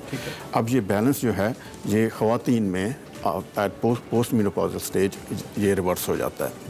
तो चूँकि एस्ट्रोजन लेवल कम हो जाता है तो उससे फिर ये जो ऑस्टियोब्लास्ट हैं जो कि बोन बनाते हैं और ऑस्टियोक्लास्ट जो कि बोन को डिज़ोल्व करते हैं, तो इस ये इम्बैलेंस हो जाता है। उसके बाद ये ग्रेजुअली ये बोन सॉफ्ट होना शुरू हो जाते हैं। ठीक है, तो इसमें ऐसा होता है कि ये इनकी जो अलामात हैं, ऑस्टियोपोरोसिस साइलेंट होती है, इसकी कोई बोन पेन नहीं होती। इसका कई दफ़ा पेशेंट समझता है कि मेरी हड्डियों में दर्द हो रहा है या ये हो रहा है, वो ऑस्टियोपोरोसिस नहीं है, वो कुछ और चीज़ें हैं। ठीक है, अब कई दफ़ा पेशेंट्स मेरे पास आते हैं, वो कहते हैं जी हमने अपना सीरम कैल्शियम लेवल करवाया तो वो नॉर्मल है। तो you can still have a normal calcium level और आपको ऑस्टियोपोरोसिस हो सकती है। अच्छा, तो डॉक्टर साहब इसकी प्रिवेंशन क्या है? मतलब किस तरह से, क्योंकि जैसे आपने कहा ये साइलेंट होता है, इसका कोई इंडिकेशन, कोई सिम्टम्स नहीं होते, तो इसकी प्रिवेंशन कैसे की जाए? देखिए, इसकी प्रिवेंशन उस वक्त नहीं होगी जब आप को डेवलप हो चुकी है, ये आपको स्टार्ट करनी पड़ती अर्ली एज से। अच्छा, देखिए जब ये हो चुकी है ऑस्टियोपोरोसिस तो इससे फ्रैक्चर होने का रिस्क बहुत ज़्यादा होता है। एडवांस स्टेजेस में तो पेशेंट छींक भी ले तो उसको वर्टेब्रल फ्रैक्चर हो सकता है। तो इसलिए मैं पेशेंट्स को ओपनली कहता हूँ कि अगर आपकी एज 60-70 साल हो गई और आपने कभी एक्सरसाइज नहीं की और ऑस्टियोपोरोसिस है तो मेहरबानी करके आप यानी कि जब आपकी उम्र बढ़ जाए तो फिर आप एक्सरसाइज न करें, फिर आपको बैठे बैठे अगर आपको ऑस्टियोपोरोसिस है, अगर आपको ऑस्टियोपोरोसिस आपको है, हड्डियां आपकी भुरभुरी हो चुकी हैं। आप से अभी ऑफर जब बात हो रही थी तो आप ज़्यादा रेफर कर रहे थे कि ख़वातीन में ये प्रॉब्लम ज़्यादा है और उसकी वजह ये है कि हमारी बच्चियों को ज़्यादा आउटडोर एक्टिविटीज़ कम करने दी जाती हैं, वो खेल कूद नहीं पाते जो हमारी बच्चियाँ हैं, इस वजह से ज़रा इसको एक्सप्लेन कर दें ख़वातीन के कॉन्टेक्स्ट में। देखें, बोन रिमॉडल करती है अपने आप को स्ट्रेस के लिहाज से, जितना उसको आप यूज़ करेंगे उतनी बोन स्ट्रांग होगी। कल्चरली हमारी ख़वातीन मस्जिद में नहीं जाती, आउटडोर एक्टिविटीज़ नहीं करती, स्पोर्ट्स नहीं करती। तो अनफॉर्चुनेटली वास्ट मेजॉरिटी ऑफ जो हमारी पेशेंट्स होती हैं या फीमेल्स जिनको मैं देखता हूँ, उनसे जब मैं पूछता हूँ कि आखिरी दफ़ा आपने वॉक कब की थी 1 किलोमीटर की, तो कई दफ़ा उन्होंने कई सालों तक नहीं की होती। तो ये जो ओवर द ईयर्स, घर में तो कहती हैं ख़वातीन कि हम चलते फिरते रहते हैं। सर देखें, किचन से लाउंज में, ड्राइंग रूम में, सहन में, वो वॉक नहीं होती भाई, चाहे घर 4 कनाल को वो वाली वॉक नहीं गिनी जाती। ओके, ठीक है ना। वॉक ये है कि आप ओपन एयर में वॉक करें ताकि आप आपको कैल्शियम भी आपका स्ट्रांग हो और दूसरी साइड पे आपको विटामिन डी भी मिले, क्योंकि विटामिन डी और कैल्शियम का आपस में बड़ा क्लोज लिंक है। विटामिन डी एक वाइटल विटामिन है जो कि हेल्प करता है बॉडी के अंदर कैल्शियम की एब्जॉर्प्शन को, ठीक है ना, और ये नेचुरली मिलता है सनलाइट से। अब हमारा अब जो लाइफस्टाइल है जो कि अगर आप 12 बजे उठ रहे हो तो सन तो मिला नहीं, ठीक है, ऑन द अदर साइड आप सप्लीमेंट्स लेते हो इसके, लेकिन उसके जो एक नेचुरल सोर्स है उससे तो आप उसको सकते हैं। अच्छा डॉक्टर साहब, बहुत सारी अर्ली एज में भी लोगों को अब हम सुनते हैं इर्द गिर्द के हड्डियों में दर्द, जोड़ों में दर्द शुरू हो जाता है, फिर उसके साथ जब लेटर ऑन एज में भी जाते हैं तब भी बहुत मेजर मसाइल शुरू हो जाते हैं, फिर मौसम बदलने के साथ साथ भी चीज़ें शुरू हो जाती हैं, खुदा न खास्ता कोई इंजरी हुई है उसके बाद भी, तो ये सारी जो फैक्टर्स होते हैं ये लीड करते हैं ऑस्टियोपोरोसिस की जानिब। देखिए, जो सारी इंजरीज वगैरह जो आपने बताया इनके साथ तो ऐसे नहीं होता, लेकिन जनरली ये is just related to your activities. Females में आप कह सकते हो कि वो हार्मोन इम्बैलेंस है, वो एक अलग मैकेनिज्म है। मेल्स में इसका मैकेनिज्म डिफरेंट है। मेल्स में ऑस्टियोपोरोसिस स्टार्ट होती क्वाइट लेट, लेकिन ख़वातीन में इस लेट को अगर मैं कहूँ इन नंबर्स आप बता दें, एज के लिहाज से बता दें, तो आप कुछ बता पाएंगे कि किस एज के बाद ज़्यादा वल्नरेबिलिटी बढ़ जाती है? अराउंड 70 मेल्स में, ख़वातीन में जल्दी भी हो सकती है। हाँ जी, उसका भी मैकेनिज्म वही है कि आपको जैसे मैं बताया कि जब एक्टिविटी कम होगी तो वो उस पर कर जाएगा। ठीक है डॉक्टर साहब, बहुत सारे लोग इस वक्त आपको देख रहे हैं जो इन मसाइल का शिकार हैं, वो डॉक्टर के पास नहीं जाते, वो अपने टोटके आजमाते हैं, अपने देसी तरीके से किसी से मलवा लिया, इस तरह की चीज़ें हमारी कल्चर में है मौजूद। क्या कहना चाहेंगे उनको आप, वो कैसे क्या करें? देखिए, मैं सिर्फ ये कहना चाहता हूँ कि आप प्रॉपरली एक ट्रेंड पर्सन के पास जाएं और उसी को लेट हिम डिसाइड कि आपको वो कौन सी मेडिकेशन देना। और कोई टेस्ट भी आप कह रहे थे, कोई एक्सरे भी आप बता रहे थे, तो इस पे जो लैब इन्वेस्टिगेशन जैसे सीरम कैल्शियम लोग करवाते हैं, आप ज़रूर अपना विटामिन डी लेवल चेक करवाएं। काफ़ी जिनका भी मैं करवाता हूँ अक्सर उनका विटामिन डी लेवल जो है वो कम निकलता है। दूसरा जो एक ख़ास टेस्ट है वो है डेक्सा स्कैन, जैसे DEXA डुअल एनर्जी एक्सरे एब्जॉर्प्शनोमीटर इसको कहते हैं। ये एक नॉन इन्वेसिव टेस्ट है, कोई इतना कॉस्टली भी नहीं है। तो ये क्या करता है कि ये आपके बोन्स को सॉफ्ट टिश्यूज़ के साथ कंपेयर करता है और आपको एक फिगर देता है।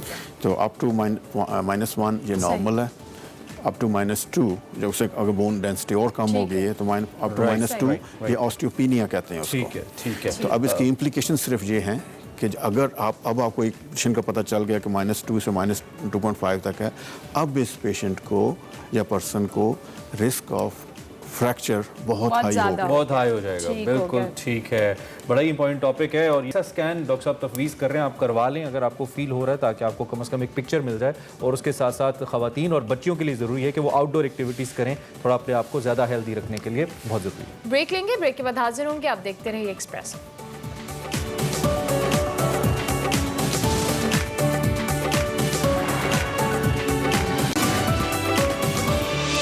Welcome back to Expresso. अब जिस टॉपिक पे हम बात करने वाले हैं, नॉर्मली उस पर बात नहीं की जाती। एशिया के तरक्की पजीर ममालिक की बात की जाए तो उसमें बच्चों की अमवात, गुर्बत और माहौलियाती आलूदगी का ताल्लुक उन माशरे में अगर बात की जाए तो पब्लिक टॉयलेट्स की कमी हो या जो सैनिटेशन का एक निज़ाम प्रॉपर ना होना, इससे लोगों पर हर तरह की जो बीमारियां हैं वो हमला करती हैं, जो हिफ्ज़ान सेहत के नाकिस निज़ाम में ज़िंदगी बसर कर रहे हैं और उनकी आमदन का ज़्यादातर हिस्सा उनको लाहक होने वाली बीमारियों के इलाज पर खर्च हो जाता है। सिंगापुर से ताल्लुक़ रखने वाले जैक्सन, जो कि वर्ल्ड अगर हम बात करें टॉयलेट्स ऑर्गेनाइजेशन के बानी हैं, उनके साथ सीड वेंचर्स मिलकर इस साल पाकिस्तान में पहली बार इस अहम इशू की मेज़बानी करने जा रहे हैं, जिससे माहौलियाती मसाइल और उनसे पैदा होने वाली बीमारियों से मुतल्लिक आगाही की दी जाएगी। बिल्कुल, और इस वक्त जैक्सिम हमारे साथ भी हैं। थोड़ा सा मगर इनके हवाले से आपको बताएं तो सिंस मैनी ईयर्स ये इसके ऊपर काम कर रहे हैं। एक कामयाब बिजनेसमैन होने के बाद इन्होंने in the age of his 40s ही चेंज्ड हिज डायरेक्शन और इन्होंने कहा कि अब मुझे ह्यूमैनिटी के लिए कुछ करना है, to live a useful life इनका मोटो रहा है और उसी के ऊपर ये काम करें और दुनिया भर के अंदर इस पे। और अब ये पाकिस्तान के के अंदर कोलैबोरेट कर रहे हैं सीड वेंचर्स के साथ। सो एक बड़ी इंपॉर्टेंट डेवलपमेंट है, इस दोनों पे हम बात करेंगे। So we gonna welcome miss Aisha, CEO Shaista Aisha, जो कि CEO एंड डायरेक्टर हैं सीड वेंचर्स की, और उनके साथ मिस्टर जैक सिम, जो कि CEO एंड फाउंडर हैं वर्ल्ड टॉयलेट्स ऑर्गेनाइजेशन के। I would like to welcome mister Jack and Miss Aisha to Expresso. Thank you very much for joining us this morning. So first of all, I would like to ask Mr. Jack that what was the basic reason that made you connected with this organization to work in Pakistan? What were the basic factors, Mr. Jack? So sanitation is a neglected subject. As you know, sanitation goes with hygiene, and COVID is basically a hygiene issue. And if we all protect ourselves and protect each other, then the spread of the disease can be contained. But even before COVID, every year 2 million people die of diarrhea because people don't want to talk about toilets because they thought it's the embarrassing subject. So we have, over the last 20 years, is managed to get Prime Minister Modi to do Swachh Bharat in India very successfully, building 110 million toilets. President Xi Jinping in China is now the toilet champion for the China toilet revolution, and we want to bring this revolution also to Pakistan. That's really okay, great. Perfect. As you said, it's quite an embarrassing topic for most of the people, and they don't talk about it. Tell us about your collaboration with Seed Ventures, and you guys are supposed to host a summit in Pakistan soon. Tell us about that as well. Yes, we have been doing World Toilet Summit over the last 20 years, and each of the summit comes together with experts and government authority, officials, and the policy changes. So each summit leaves behind a legacy of change. In 2004, we started in China with the Olympics preparation, and all China's toilets have been renovated. And now if you go to China, all the public toilet for tourism is beautiful and clean. And this is the kind of change that is very drastic and very fast. Wow. In India, there's this change that's going on very well in the last 6 years. And in Brazil, World Toilet Summit created a change of public policy that now attracted $13 billion investment in the water. Mr. Jack, we so look forward to have such change in Pakistan as well, because obviously there's a need of time. Ayesha, आपसे हम शाइस्ता आयशा आपसे पूछना चाहेंगे हम, आप ज़रा हमारे आम देखने वालों और समझने वालों के लिए बताइए, ये जो आपका एक कोलैबोरेशन हुआ है WTO के साथ, ये पाकिस्तान में किस किस्म का चेंज लाएगा और आप किस टॉपिक के ऊपर कैसे काम करना चाहते हैं? ज़रा ओवरऑल हमें मैकेनिज्म बताइए। थैंक यू वेरी मच, अस्सलाम वालेकुम। हमारी जो कोलैबोरेशन वर्ल्ड टॉयलेट ऑर्गेनाइजेशन के साथ हुई है, इसका बेसिस यही है कि देखिए, पहली बात तो ये है कि टॉयलेट एक टॉपिक है जो कि टैबू है, जिसके बारे में लोग बात नहीं करना चाहते। लेकिन पाकिस्तान में ये एक ऐसा इशू है जो कि सैनिटेशन की रूट है। आपके यहाँ इस वक्त क्या कहते हैं 60% से ज़्यादा लोग हैं जिनके पास एक्सेस नहीं है टू टॉयलेट फैसिलिटीज़, और इसकी बहुत ज़्यादा इम्प्लिकेशंस होती हैं नेशनल प्रोडक्टिविटी के ऊपर। जब टॉयलेट्स नहीं होते तो लोग नॉर्मल अपनी एक्टिविटीज़ के अंदर पार्टिसिपेट नहीं कर सकते, पर्टिकुलरली रूरल एरियाज़ के अंदर। और ये इसकी इम्प्लिकेशंस फिर जो हैं वो आपकी ना सिर्फ लेबर फोर्स पे होते हैं, मगर लोग जो है खुसूसन ख़वातीन वो नॉर्मल चीज़ों में हिस्सा नहीं ले पाती, राइट? तो इस वजह से वर्ल्ड टॉयलेट ऑर्गेनाइजेशन के साथ कोलैबोरेट करने का मकसद ये है कि सिर्फ टॉयलेट को एज स्ट्रक्चर ना देखा जाए, उस पूरी इकोसिस्टम की बात की जाए जो कि सैनिटेशन से रिलेटेड है, पॉलिसी की बात की जाए, फाइनेंस की बात की जाए, एंटरप्रेन्योरशिप की बात की जाए, और क्योंकि ओवरऑल। अच्छा शायद से एक सवाल मैं इसमें जरूर ऐड करना चाहूंगी, अवेयरनेस सबसे इम्पोर्टेंट एक इशू है हमारे यहाँ। नॉर्मली लोगों को इस हवाले से अवेयरनेस भी नहीं है, सो अवेयरनेस भी आपके इस सारी कैंपेन का हिस्सा है? जी बिल्कुल हिस्सा है, क्योंकि देखें जो आप जब तक नैरेटिव बिल्डिंग नहीं करेंगे किसी भी चीज के बारे में, रेजिस्टेंस किसी टॉपिक के बारे में खत्म नहीं होती है। आप मेंस्ट्रुअल हाइजीन की बात करें, आप सैनिटेशन की बात करें, आप बाथरूम की बात जब तक नहीं करेंगे, ये लोगों के लिए नॉर्मलाइज नहीं होंगी चीजें, और इसको नॉर्मलाइज करना जरूरी है। हम हर चीज के बारे में बात करते हैं, हम एग्रीकल्चर के बारे में बात करते हैं, हम 25 चीजों के बारे, मगर सैनिटेशन का GDP के ऊपर या इस इसका लैक ऑफ सैनिटेशन, इसका क्या इम्प्लीकेशन है उसकी बात ही नहीं कर रहे। आपकी जो नेशनल सैनिटेशन पॉलिसी बनी थी वो 2006 में बनी थी, उसके बाद आप प्लीज अपना जो पहले नुक्ता कंप्लीट करी थी ऑनरशिप के हवाले से और आपका जो प्लान है, जो प्रोजेक्ट है, आप काइंडली उस पे जरा मैं चाहता हूँ उसको कंप्लीट कीजिएगा। तो हमने जो कोलैबोरेशन वर्ल्ड टॉयलेट ऑर्गेनाइजेशन के साथ साइन किए, जो मेमोरेंडम ऑफ अंडरस्टैंडिंग है, उसमें हमने कहा है कि हम 5 साल के लिए इंशाल्लाह एक साथ काम करेंगे। उसका एज अ फर्स्ट पार्ट हम वर्ल्ड टॉयलेट समिट लॉन्च करेंगे। बेसिकली ये वो समझे नैरेटिव बिल्डिंग है या डायलॉग ड्राइवर है, जिससे हम जितने स्टेक होल्डर्स हैं उनको एक प्लेटफॉर्म पे लेके आएंगे और सॉल्यूशंस ढूंढेंगे और बात करेंगे इसके बारे में। ठीक है, तो इसमें अगर हम मेनली कहें कि स्टेक होल्डर्स कौन कौन से हैं जिन्होंने इस पे रोल प्ले करना है, और ये जिस रेवोल्यूशन की एग्जांपल ब्राज़ील के हवाले से या इंडिया या चाइना के हवाले से जैक दे रहे हैं, वो हम कब तक एक्सपेक्ट कर सकते हैं? उसके लिए हमें क्या करना पड़ेगा आयशा? देखिए, सबसे पहले तो ये है कि गवर्नमेंट का इसमें प्रॉपर्ली इन्वेस्ट होना और उनकी अटेंशन इसकी तरफ जरूरी। तो आप environment ministry, tourism ministry, health ministry की बात कर रहे हैं, ठीक है? यू आर टॉकिंग अबाउट आपकी जो वाटर मिनिस्ट्री है उसकी बात कर रहे हैं। और ना सिर्फ ये कि ऑल्सो आप यूजुअली चेंबर ऑफ कॉमर्स को किसी ऐसी चीज के साथ एसोसिएट नहीं करते, लेकिन आपको करना पड़ेगा क्योंकि ये इंटर रिलेशनशिप्स और इंटर डिपेंडेंसीज हमको देखनी पड़ेंगी। तो ये मेजर स्टेक होल्डर्स हैं। उसके अलावा आपके फाइनेंशियल इंस्टीट्यूशंस हैं, आप बिजनेस खोलने के लिए लोन देते हैं, हमारे पास क्या फैसिलिटी है sanitation industry को develop करने के लिए? We actually have to bring it as a culture, you're trying to say, Aisha. Absolutely right. So let me ask one more thing from Mr. Jack, since he is an experienced person in this particular subject. So Mr. Jack, what kind of challenges you see while you were studying about Pakistan? What kind of challenges you see Pakistan would face if we don't come to this change that you're talking about, Mr. Jack? I think we have to drive demand for toilet, that the people start to see it as something very essential, almost as important as a cell phone. And once the people want to have toilet, the political solution will naturally flow, because the priorities of agenda, sanitation has to be the highest, because when you are healthy, you can be productive, you can be dignified, and especially for women, sanitation is so important, and also menstrual hygiene. Exactly, sanitation and menstrual hygiene is very important. Shaista, अब message हम आपसे ज़रूर लेंगे इस topic के हवाले से भी, और मैं उन जिस तरह से आप ख़वातीन के हवाले से उन एरियाज़ को टारगेट करने का सोच रहे हैं जहाँ पे अमूमन लोगों में एक्सेप्टेबिलिटी उस तरह से नहीं है हाइजीन को लेकर, सो क्या मैसेज देंगी?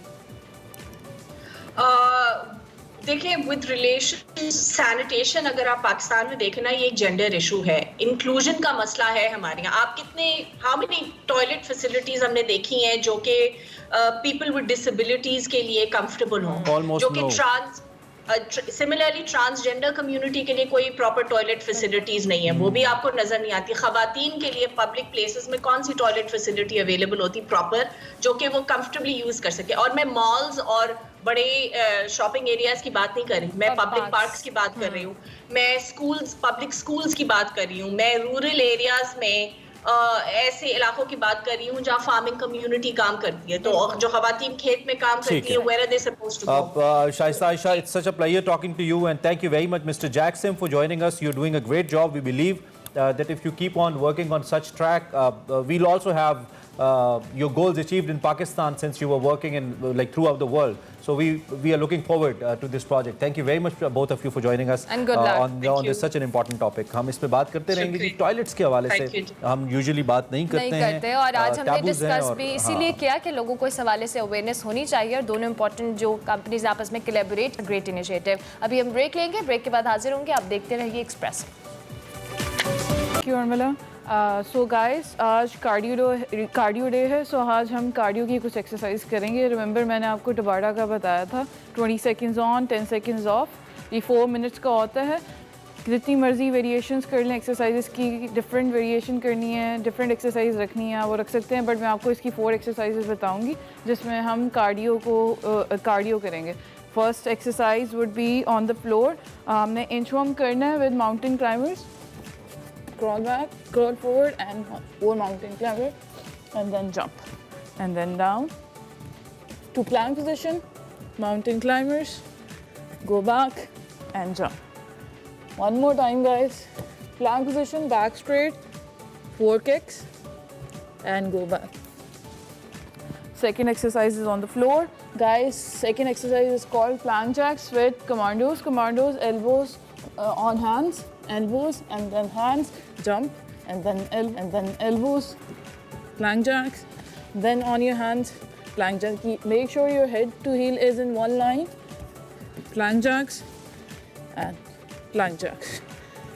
Third exercise is on the floor. Weighted knee tucks, hands on the back, leg extended, pull and breathe out. Breathe in, breathe out. Third exercise, fourth exercise is called broad jumps. We're going to jump forward into partial squat position and pedal back and jump. So guys, एक tabata में 2 rounds होंगे, 20 seconds on, 10 seconds off. So you have to do 4 or 5 tabatas. After every tabata आपने 2 minutes का rest लेना है. इसमें आपका heart rate ऊपर जाएगा. जितना हार्ट रेट आपका कंट्रोल रहेगा उतनी बर्निंग ज़्यादा होगी guys. So do these tabatas at home. आप एक्सरसाइज चेंज कर सकते हो, डिपेंड्स कि आप क्या कर रहे हो. So guys, try this at home. Take care. Thank you Khushi, सुबह सुबह इतनी इंटेंस एक्सरसाइज की है. सो दिस इज हम छोटी छोटी एक्सरसाइज करवाते हैं, वैसे कम से कम 15-20 मिनट होनी चाहिए. इंटेंस होती है ये, छोटी नहीं होती. अच्छा, आपने तो कौन सा करनी है इंटेंस हो, लेकिन देखने में पता लग रहा है करनी है. खैर जी, इससे पहले कि हम आपसे इजाजत दें, शाम को आपके साथ हमारी मुलाकात होती है. क्रिकेट पे हम बात करते हैं और क्रिकेट अब आहिस्ता आहिस्ता फीवर बढ़ना शुरू हो गया है. और जब से इंडिया ने कल से ये स्टेटमेंट सामने है कि India does not want to play with Pakistan, हमारा जज्बा और बढ़ गया है. कल हमने उनकी, सुनो तो सही, जुमला तो सुनो, कल हमने उनकी आप दोस्त भगाई, अब उनकी टीम भगाएंगे.